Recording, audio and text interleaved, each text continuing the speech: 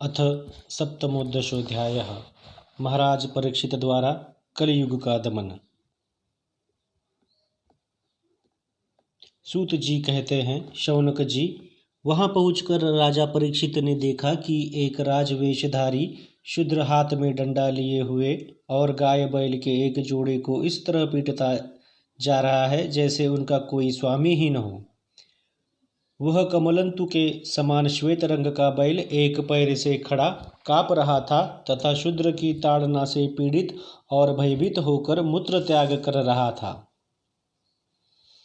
धर्मोपयोगी दूध, घी आदि हविष्य पदार्थों को देने वाली वह गाय भी बार बार शूद्र के पैरों की ठोकरें खाकर अत्यंत दीन हो रही थी।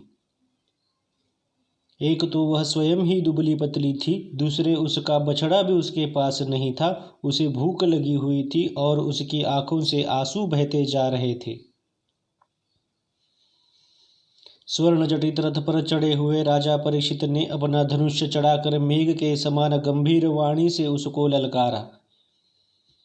अरे तू कौन है जो बलवान होकर भी मेरे राज्य के इन दुर्बल प्राणियों को बलपूर्वक मार रहा है? तूने नट की भांति वेश तो राजा का सा बना रखा है, परंतु कर्म से तू शूद्र जान पड़ता है।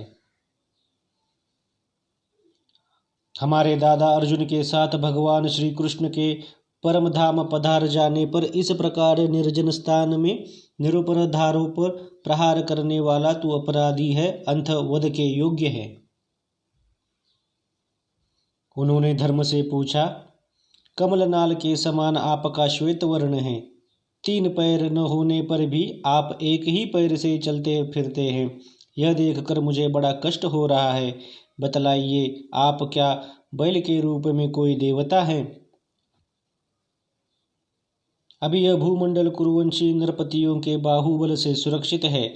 इसमें आपके सिवा और किसी भी प्राणी की आंख से शोक के आंसू बहते मैंने नहीं देखे। धेनुपुत्र, अब आप शोक न करें, इस शूद्र से निर्भय हो जाए। गोमाता, मैं दुष्टों को दंड देने वाला हूं। अब आप रोए नहीं, आपका कल्याण हो।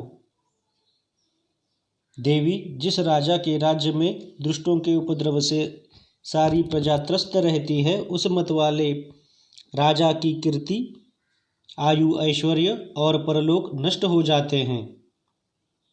राजाओं का परम धर्म यही है कि वे दुखियों का दुख दूर करे। यह महादुष्ट और प्राणियों के पीड़ित करने वाला है, अंत मैं अभी इसे मार डालूंगा। सुरभि नंदन, आप तो 4 पैर वाले जीव हैं, आपके 3 पैर किसने काट डाले? श्री कृष्ण के अनुयायी राजाओं के राज्य में कभी कोई भी आपकी तरह दुखी न हो। वृषभ, आपका कल्याण हो। बताइए, आप जैसे निरपराध साधुओं का अंग भंग करके किस दृष्टि ने पांडवों की कीर्ति में कलंक लगाया है? जो किसी निरपराध प्राणी को सताता है, उसे चाहे वह कहीं भी रहे, मेरा भय अवश्य होगा।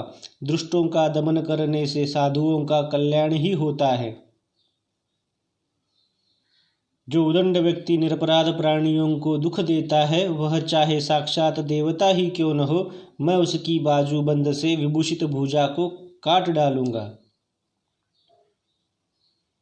बिना आपत्ति काल के मर्यादा का उल्लंघन करने वाले को शास्त्रानुसार दंड देते हुए अपने धर्म में स्थित लोगों का पालन करना राजाओं का परम धर्म है। धर्म ने कहा, राजन, आप महाराज पांडु के वंशज है। आपका इस प्रकार दुखियों को आश्वासन देना आपके योग्य ही है, क्योंकि आपके पूर्वजों के श्रेष्ठ गुणों ने भगवान श्री कृष्ण को उनका सारथी और दूत आदि बना दिया था। नरेंद्र, शास्त्रों के विभिन्न वचनों से मोहित होने के कारण हम उस पुरुष को नहीं जानते जिससे क्लेशों के कारण उत्पन्न होते हैं। जो लोग किसी भी प्रकार के द्वैत को स्वीकार नहीं करते, वे अपने आप को ही अपने दुख का कारण बतलाते हैं। कोई प्रारब्ध को कारण बतलाते हैं तो कोई कर्म को, कुछ लोग स्वभाव को तो कुछ लोग ईश्वर को दुख का कारण मानते हैं। किन्हीं किन्हीं का ऐसा भी निश्चय है कि दुख का कारण न तो तर्क के द्वारा जाना जा सकता है और न वाणी के द्वारा बतलाया जा सकता है। राजर्षि, अब इनमें कौन सा मत ठीक है, यह आप अपनी बुद्धि से ही विचार लीजिए। सुत जी कहते हैं, ऋषि श्रेष्ठ शौनक जी, धर्म का यह प्रवचन सुनकर सम्राट परीक्षित बहुत प्रसन्न हुए। उनका खेद मिट गया। उन्होंने शांति चित्त होकर उनसे कहा। परीक्षित ने कहा, धर्म का तत्व जानने वाले ऋषभदेव, आप धर्म का उपदेश कर रहे हैं। अवश्य ही आप वृषभ के रूप में स्वयं धर्म हैं। आपने अपने को दुख देने वालों का नाम इसलिए नहीं बताया कि अधर्म करने वालों को नरकादि प्राप्त होते हैं, वे ही चुगली करने वालों को भी मिलते हैं। अथवा यही सिद्धांत निश्चित है कि प्राणियों के मन और वाणी से परमेश्वर की माया के स्वरूप का निरूपण नहीं किया जा सकता। धर्मदेव, सत्य युग में आपके 4 चरण थे, तप, पवित्रता, दया और सत्य। इस समय अधर्म के अंश, गर्व, आसक्ति और मद से 3 चरण नष्ट हो चुके हैं। अब आपका 4था चरण केवल सत्य ही बच रहा है। उसी के बल पर आप जी रहे हैं। असत्य से पुष्ट हुआ यह अधर्म रूप कलयुग उसे भी ग्रास कर लेना चाहता है। ये गौ माता साक्षात पृथ्वी है। भगवान ने इनका भारी बोझ उतार दिया था और ये उनके राशि राशि सौंदर्य बिखरने वाले चरण चिन्हों से सर्वत्र उत्सवमयी हो गई थी। अब ये उनके बिछुड़ गई है। वे साध्वी अभागिनी के समान नेत्रों में जल भरकर यह चिंता कर रही है कि अब राजा का स्वांग बनाकर ब्राह्मण द्रोही शूद्र मुझे भोगेंगे।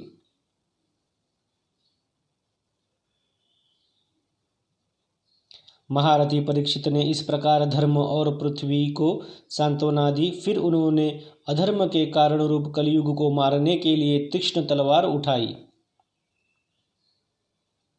कलयुग ताड़ गया कि ये तो अब मुझे मार ही डालना चाहते हैं। अंत झटपट उसने अपने राज चिन्ह उतार डाले और भयविंग होकर उनके चरणों में अपना सिर रख दिया।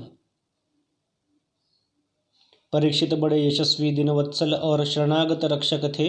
उन्होंने अब कलयुग को अपने पैरों पर पड़े देखा तो कृपा करके उसको मारा नहीं, अपितु हंसते हुए से उससे कहा। परीक्षित बोले, जब तू हाथ जोड़कर शरण आ गया तब अर्जुन के यशस्वी वंश में उत्पन्न हुए किसी भी वीर से तुझे कोई भय नहीं है, परंतु तू अधर्म का सहायक है, इसलिए तुझे मेरे राज्य में बिल्कुल नहीं रहना चाहिए। तेरे राजाओं के शरीर में रहने से ही लोभ, झूठ, चोरी, दुष्टता, स्वधर्म त्याग, दरिद्रता, कपट, कलह, दंभ और दूसरे पापों की बढ़ती हो रही है। अतः अधर्म के साथ ही इस ब्रह्मावर्त में तू एक क्षण के लिए भी न ठहरना, क्योंकि यह धर्म और सत्य का निवास स्थान है। इस क्षेत्र में यज्ञ विधि के जानने वाले महात्मा यज्ञों के द्वारा यज्ञ पुरुष भगवान की आराधना करते रहते हैं। इस देश में भगवान श्रीहरि यज्ञों के रूप में निवास करते हैं। यज्ञों के द्वारा उनकी पूजा होती है और वे यज्ञ करने वालों का कल्याण करते हैं। वे सर्वात्मा भगवान वायु की भांति समस्त चराचर जीवों के भीतर और बाहर एक रस स्थित रहते हुए उनकी कामनाओं को पूर्ण करते रहते हैं। सुत जी कहते हैं, परीक्षित की यह आज्ञा सुनकर कलयुग सिहर उठा।